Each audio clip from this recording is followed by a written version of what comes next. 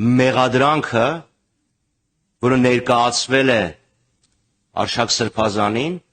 ուղղակի ծաղր է մարդկային բանականության նկատմամբ, ծաղր է սեփական ժողովրդի նկատմամբ, ինչ կուզեմ էդ էլ կանեմ, չեք ուզում, ինչ ուզում եք արեք։ Այդ մոտեցմամբ առաջնորդվում Նիկոլ Փաշինյանը։ Արշակ Սրբազանին փորձեցին վարկաբեկեն, այսան չի ստացվում, Արշակ Սրբազանը ամուր է, պինդ է, վեհապարի թիկունքին է կանգնած, վեհապարը կանգնած է Արշակ Սրբազանի թիկունքին եւ բոլոր այն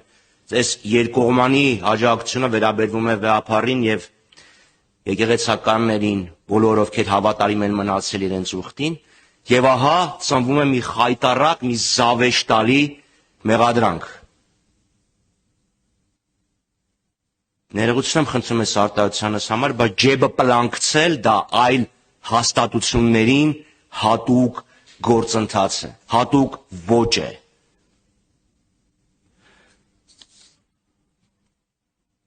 Լիակատար ամբողջական աջակցություն եմ հայտնում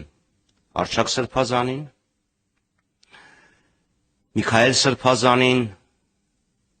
Բագրատ Սրբազանին, Մկրտիչ Սրբազանին եւ բոլոր խղճի բանտարկյալներին,